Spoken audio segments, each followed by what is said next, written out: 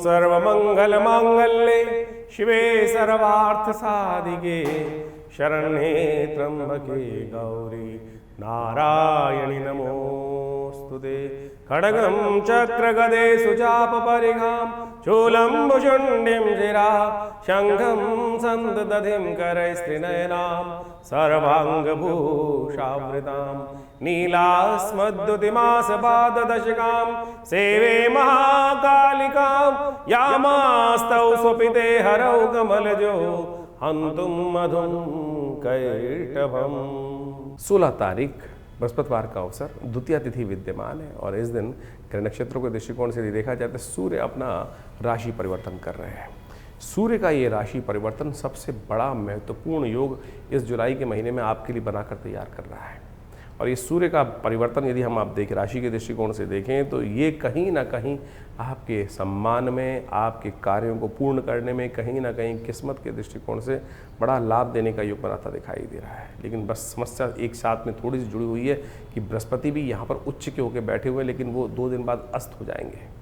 तब जितना लाभ होना चाहिए तक ग्रहों के दृष्टिकोण से, नहीं तो सूर्य बृहस्पति की युति यदि आपकी राशि के दृष्टिकोण से जहां बन के बैठी है वो कहीं ना कहीं मिट्टी में हाथ डालने से सोना बनाने की स्थिति आपकी राशि में उत्पन्न करने के योग बना देती। कहीं ना कहीं बहुत सारे रहस्यों की बात आपको जानने को स्थिति मिलती दिखाई देगी। ऐसे में ग्रहों का योग और बहुत सारे चीज़ों में कहीं ना कहीं आगे बढ़ने के मार्ग को प्रशस्त करते हुए ये ग्रहों का योग आपके लिए कहीं ना कहीं शुभ स्थिति को उत्पन्न करता दिखाई दे रहा है। ऐसे में आपकी राशि के दृष्टिकोण से हमें दिखाई देता है कि आपको अपनी राशि के दृष्टिकोण से इस वक्त पूर्ण ताकत ला के काम करने का प्रयास करना चाहिए और मनमुटाव जहां चल रहा हो वहां भी अपने को थोड़ा आगे बढ़ के काम करने का प्रयास करें। इस वक्त हार नहीं होने वाली, विजय के योग आपकी राशि में पूरी तरह से बनते दिखाई दे रहे हैं। इसलिए अपनी विजय का पूर्ण लक्ष्य को सिद्धि करने के निमित्त आगे बढ़ने का प्रयास करना चाहिए। इस वक्त सूर्य आपके लिए बहुत प्रबल हो गए। ऐसे भी यदि आप घी का दान करें, छाते का दान करें तो बहुत श्रेष्ठ रहेगा इस संक्रांति के अवसर पर। 16 तारीख को जो सूर्य ने परिवर्तन किया है, सूर्य महाराज जो बुध के घर से निकल कर चंद्रमा के घर में प्रवेश कर रहे हैं और उस दिन ग्रहों का परिवर्तन जो साफ साफ दिखाई दे रहा है, सूर्य के परिवर्तन के साथ साथ बहुत विशेष ग्रहों का योग बनता दिखाई दे रहा है। इस दिन यदि देखा जाए ग्रहों के परिवर्तन का योग जिस प्रकार का है कि सूर्य के साथ चंद्रमा, बृहस्पति सब विराजमान होकर एक साथ ही सूर्य का स्वागत करने के लिए तत्पर हो रहे हैं। और ऐसे में सूर्य कुछ नया योग बनाकर बहुत बढ़िया से कुछ न कुछ स्थितियों को परिवर्तन करने के लिए अपना पुरजोर प्रयास करता दिखाई देगा। सूर्य जब परिवर्तन की तरफ जाते हैं, सूर्य जब उगते हैं तो कहा जाता है कि सब चीज़ों को अस्त कर देते हैं। इन दिनों सूर्य के साथ जिस राशि में जा रहे हैं सूर्य, वहाँ उच्च के होकर बृहस्पति पूर्ण प्रकाश के साथ विद्यमान थे, लेकिन वो भी सूर्य के परिवर्तन के साथ साथ अस्त होने की स्थिति में चले जाएंगे।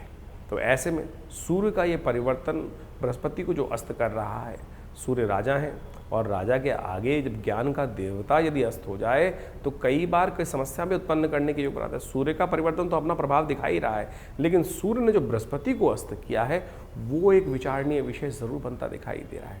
25 दिन तक करीब बृहस्पति अस्त रहेंगे ऐसे में, और ऐसे में सूर्य बृहस्पति की युति के साथ जो बृहस्पति का अस्त होना है वो कहीं ना कहीं विचारणीय है और उसको ठीक करने का लगातार आपको कार्य करने का प्रयास करना चाहिए। देव योग से इस समय में जब ये सूर्य परिवर्तन की तरफ जा रहे हैं, ऐसे में गुप्त नवरात्रि का योग बनकर तैयार हो रहा है और आगे सावन का महीना भी आने वाला है, गुरु पूर्णिमा आने वाली है। तो यानी आप यदि अध्यात्म का सहारा लेने का प्रयास करें तो ये बृहस्पति जो आध्यात्मिक देवता हैं उनके अस्त होने का प्रभाव निष्क्रिय हो सकता है, नहीं तो कहीं ना कहीं बुद्धि का बल अस्त होने के योग बनाएगा ये ग्रह। ये सब ग्रहों का योग चल रहा है, तो इस समय में आपको कुछ खास उपाय, एक सबसे बड़ा उपाय जो करना चाहिए वो तो नित्यपति भगवान सूर्य का दर्शन कर कर उनको अर्घ देने का प्रयास कीजिए। नित्यपति भगवान सूर्य के मंत्र का जप करें, ओम घृणी सूर्य आदित्याय नमः। और जिस दिन ये संक्रांति का योग बन रहा है, कर्क संक्रांति के दिन, कहा जाता है जल का दान अवश्य करना चाहिए। 2 घड़ों में जल भरकर कहीं भी किसी मंदिर इत्यादि में दान करने का प्रयास करना चाहिए। छाता, आषाढ़ का महीना, कभी धूप, कभी छाँव, कभी बादल, कभी बरसात, कभी आंधी, कभी तूफान, इस प्रकार का रहता है। तो ऐसे में छाते का दान करना शास्त्र के दृष्टिकोण से बड़ा श्रेष्ठ कहा गया। जूतों का दान करना भी अमावस्या के दिन, और तो और आटा इत्यादि, अन्न इत्यादि का दान करना शास्त्र के दृष्टिकोण से बड़ा ही श्रेष्ठ कहा जाता है। यदि बृहस्पति, क्योंकि बृहस्पति के साथ में योग बना रहे हैं, तो ऐसे में घी का दान करना भी अपने कष्टों को निवृत्त, शास्त्र के दृष्टिकोण समझें। बहुत सारे लोग उपहास करते हुए कई बार आपके मन में शंकाएं डालने का प्रयास करते हैं कि ज्योतिष के अंदर जो ग्रहों का निदान है वो क्या बताया गया, मंत्र जप, दान या औषध, 3 चीज़ों का ही उपयोग शास्त्र में वर्णित है। बाकी सब तो अनेक अनेक प्रकार से लोग अपने अपने मतानुसार करते रहते हैं। लेकिन यदि आप ये जो हमने औषधि का भी वर्णन किया, दान का भी वर्णन किया, मंत्र का भी वर्णन किया, इसके अनुसार से कार्य करने का प्रयास करोगे तो बड़ा श्रेष्ठ रहेगा और ये परिवर्तन जो हो रहा है उसका लाभ भी आपको अवश्य प्राप्त होने के योग बन जाएंगे। तो इस प्रकार से ग्रहों का प्रभाव आपने बहुत डिटेल में हमने आपको समझाने का प्रयास किया। दिन पर दिन ग्रहों का परिवर्तन किस प्रकार से हो रहा है। देखिए, ज्योतिष के दृष्टिकोण से कई प्रकार की पद्धतियां हमारे ज्योतिष विज्ञान में बताई गई हैं। कई प्रकार की कुंडलियां बनती हैं, चंद्र कुंडली, सूर्य कुंडली, लग्न कुंडली, कारकान, शांत कारक, इसके बाद षोडश वर्ग इत्यादि विभिन्न प्रकार की, वो बहुत ही मायने रखती हैं।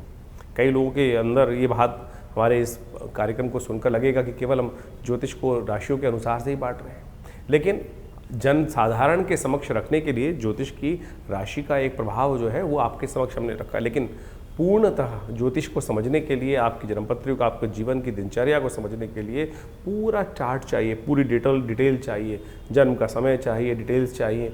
और यदि उसके अनुसार से, ज्योतिष की गणनाओं के अनुसार से जीवन को देखा जाए तो बहुत कुछ सही समय पर हम सही चीज़ों को जान सकते हैं और जीवन में परिवर्तन लाने का मार्ग बहुत सुंदर बना सकते हैं। जीवन में होने वाली घटनाओं का कहीं ना कहीं ग्रहों के अनुसार से समझ, जो वो संबंध है, ग्रहों के साथ जो संबंध रहता है उसको अच्छे से समझ लेना चाहिए। देखिए, बड़े भाग्य मानुष तन पावा, बड़े भाग्य से मानुष तन मिलता है और उसमें हम इन विडंबनाओं में फंसे रहते हैं कि क्या परेशानी। ज्योतिष का आविष्कार, ज्योतिष के सृजन इसीलिए किया गया है कि समय, बड़े भाग्य मानुष तन पावा की एक बार जन्म मिला है और उसको हम ठीक सही से जो अपने पूर्व जन्म में कृत्य कर्म है उनसे बचते हुए, उन दुष्कर्मों से बचते हुए शुभ कर्म की तरफ कब कौन सा कर्म कैसे करना है, टाइम बर्बाद ना हो, जिससे समय बर्बाद ना हो, उस चीज़ को समझकर कार्य करने का हमें प्रयास करना चाहिए। इसलिए ज्योतिष का ज्ञान अवश्य लेने का प्रयास करना चाहिए। भविष्य में कब कौन से मोड़ पर किस प्रकार का जीवन में कार्य हमारे समक्ष आने वाला है, कौन सा कर्म कहाँ किस प्रकार से आएगा और दुष्कर्म से बचने के लिए किस प्रकार का कर्म हम कर लें तो कैसे भार कट सकता है, ये ज्योतिष की ग्रह गणना बहुत आसानी से हमें बता सकती है। तो इसके अनुसार से आप सोचें, समय समय पर हम विभिन्न प्रकार के कर्म करते हैं, उससे जीवन में दुर्भाग्य सौभाग्य में परिवर्तित हो जाता है। जैसे आजकल गुप्त नवरात्रि चल रहे हैं।